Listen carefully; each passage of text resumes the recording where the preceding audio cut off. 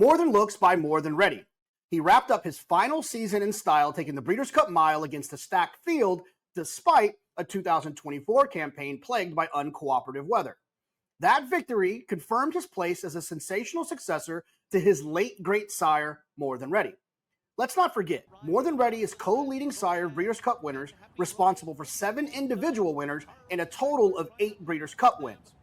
He's been a global success with nearly 120 black type winners, almost 50 graded stakes winners, and 13 grade 1 winners to his name. Now, More Than looks to continue that same brilliant legacy. If you're looking to tap into a proven sire line with a champion who had a devastating turn of foot, this is the horse for you. More Than Looks is looking to pass on the versatility of his sire here at Lane's End. David, talk to us a little bit about More Than Looks. What makes him special? Obviously, we know you have the close connection with him, with your wife training the horse, you being involved with the horse. But why do you feel that this is actually going to be a very successful stallion? So, when you have a lot of horses and you've been involved, you have a base of reference of knowledge. And it doesn't matter if it's, with More Than Looks or the Flightline. You have all these different horses I've been blessed to be around and experience all the way back to when I worked for Bobby Frankel. You see good horses. So More Than Looks in my Parthenon of horses I've been around that had a lot of talent, and whether, like, say, Flightline, it was evident his brilliance is easy to chart and look at. More Than Looks is one of the more talented horses I've ever been able to bring to the Stallion Barn at Lane's End, irregardless of my relationship with the horse. He's a elite level talent. His kick, I won't call it legendary. That's an overstatement, but he is a turn of foot horse that you don't rarely see, not only in the U.S., but anywhere in the racing world. One of the things that I've kind of noticed about him, and we saw it a little bit when we talked about Arcangelo as far as Airgate was concerned, is, part of this game, unfortunately, is you lose sires. And at least for the breed, and at least for breeders, it's promising when you have a horse that you feel like can replace that horse, or at least attempt to replace a legendary horse like More Than Ready. What is it that you see in More Than Looks that gives you the confidence that he could carry the legacy that More Than Ready started? So when we started the discussion about standing More Than Looks as a sire here at Lane's End, that's exactly what we said. Of all the sons we'd looked at, because he's a great stallion, More Than Ready, and a worldwide influence as a stallion, we thought More Than Looks could be the one that replaces him. His physical, the name says it all. His pedigree is very good. And his race record, he showed brilliance on more than one occasion and won a Breeders' Cup. It made a lot of sense for us. I can make the argument he was probably one of his most talented sons. And I think he's probably one of the most talented sons he's had in North America to go to stud. So that all lines up to, could he be the heir to More Than Ready? We believe he can be. More Than Ready was unique in the fact that he could get you a good turf horse, but he could also get a good dirt horse. Do you feel very similarly to what you're expecting from More Than Looks, that he's going to be able to get any type of horse? Oh yeah, I'm not pigeonholing him only as a turf sire. He preferred the turf, but he would breeze beautiful in the morning on the dirt. Cherie just decided, he's an exceptional turf horse. Why change what's working? Sometimes you can get too cute in this game. There was no need to go try to prove him as a dirt horse when he was an elite level turf talent. So we left him there. But I don't see why he can't throw dirt horses. And I look at the book of mares that we're getting to him. There's a lot of dirt leaning pedigrees on the female side of these mares that are in his book that I can see him, getting dirt runners as well. So I think, I don't believe More Than Ready ever ran on the turf and he got turf runners. He was a predominantly dirt horse, but it worked that way. I see it working the other way with More Than Looks. And it, we made reference in one interview I did to Halo and Sunday Silence. There's a guy in the barn up at Lane's End that happened to work at Stone Farm at one point. And he said to me, man, this horse reminds me of Halo and Sunday Silence. Now I thought that myself, but like if you hear, if I say it, it's like, David, you're, okay, David. But so I thought it, but didn't say it. And then Lynn Hancock had come, and the Stone Farm is a shareholder in More Than Looks, and she said it independently. So I'm like, okay, I'm onto something here. So all that equates to, I think, down the line, we'll see More Than Looks offspring excelling on dirt as well as turf. And to wrap it up here, what's that one message you want to give someone who's making a decision between a $15,000, $20,000, $25,000 stallion somewhere else versus More Than Looks? What's that one kind of thing you want to make sure they understand when they lay their head on their pillow to make that decision the next day? I think it's a very easy one. Very few people support the horses that they stand at stud in the auction ring and trying to develop them as runners as we do. If you look at the racing results from, John Sadler's barn, John Sheriff's barn, Cherie DeVoe's barn, Shug's barn, anybody that Lanes End deals with as an entity or I work with, we support the stallions up there. If you breed a good More Than Looks foal, I promise you, if I don't buy it, I'll be the underbidder or I'll try really hard. So, that's a big, that's a big selling point. I want More Than Looks to succeed. Mr. Farish doesn't stand horses here we don't believe in, and we're going to support them at the weanling sale, at the yearling sale, at the 2-year-old sale.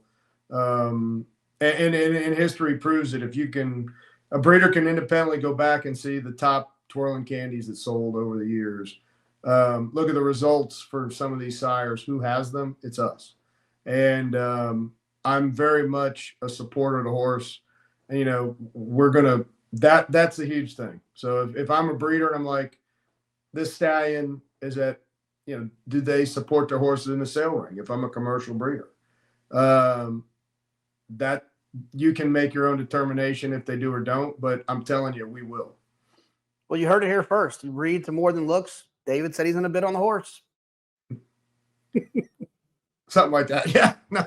Sharia, pretty exciting year for More Than Looks, the way that it wrapped up with that sensational run in the Breeders' Cup turf, a stacked edition of that. It wasn't a weak edition. It was definitely a stacked edition. Tell me how you felt when he tipped out midway down the stretch and started with that patented kick.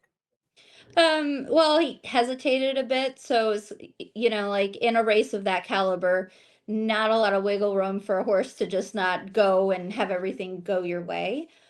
So just took a minute before I allowed myself to get excited, but as soon as he straightened up, and had the target towards the wire, just kind of you lose all sense about you and just get really excited. So it's a lot of validation though, because it was a horse that had a very limited campaign last year.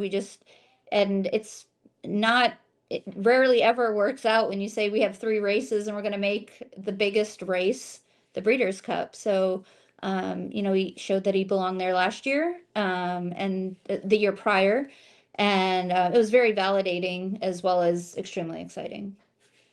So talk a little bit about More Than Looks in terms of what, obviously you're going to probably get some More Than Looks babies in your barn. What are the attributes that he had that you're crossing your fingers that the babies have? Physically, he's a really athletic colt. Very well put together, balanced. He was one that just never too heavy on himself. So I hope that and correct, he's pretty correct. So those are all attributes that you hope get passed down, obviously along with his talent, but just his athleticism and his conformation were something that if he can incorporate into his offspring will be quite exciting. Well, he was fortunate enough to get the grade 1 in the big race, the Breeders' Cup mile.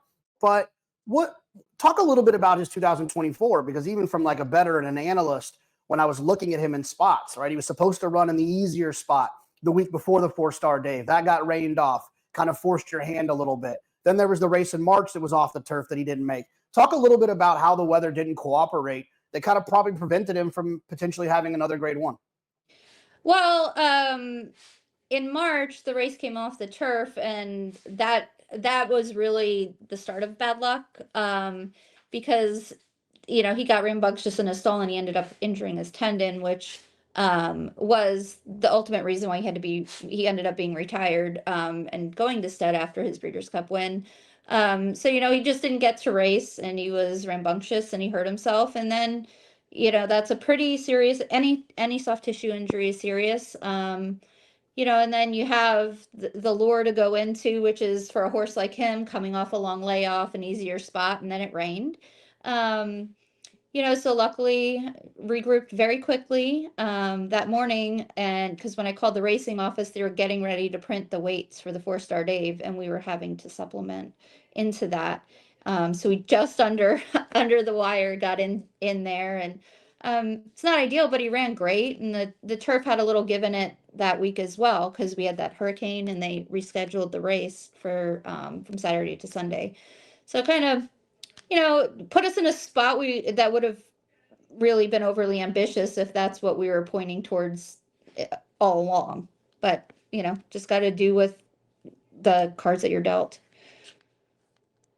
When it comes to More Than Looks and someone's thinking about breeding to him, what's the one thing that you want to make sure that everyone knows about him that they might not know based on, like you said, his not abbreviated career, but for a great horse who's going to stand at Stallion that's promising. He won Grade 1 and he didn't get to really race the entire 2024 because of that injury. What's the one thing you want people to know that might be breeding to him? He's always been very talented, very precocious.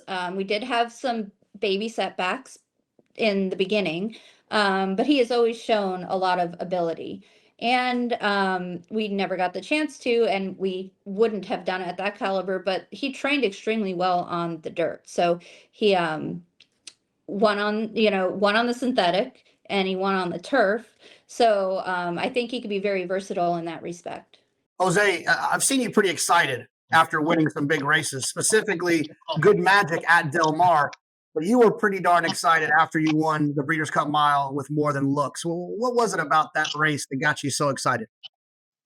Uh, First of all, I really love the horse. I think he's a very nice horse, and I felt like he deserved a big win like that.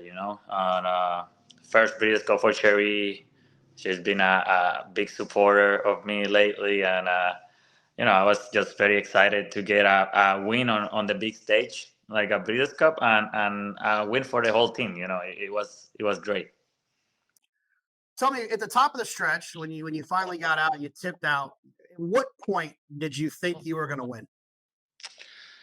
It's a short stretch there, but yeah, when he switched lead, I hit a left-handed, passing the 8 pole. I knew he got into a very nice gear. He really exploded, and I knew he was gonna win. So a lot of people will focus on More Than Looks and his turn of foot. How does it compare to some of the other good horses you've ridden and his ability to kind of accelerate when you needed to? Yeah, a lot of horses show the turn of foot early on, like from quarter pole to the 8 pole to the 16 pole, and then the last 16 of a mile is more like they just stay there.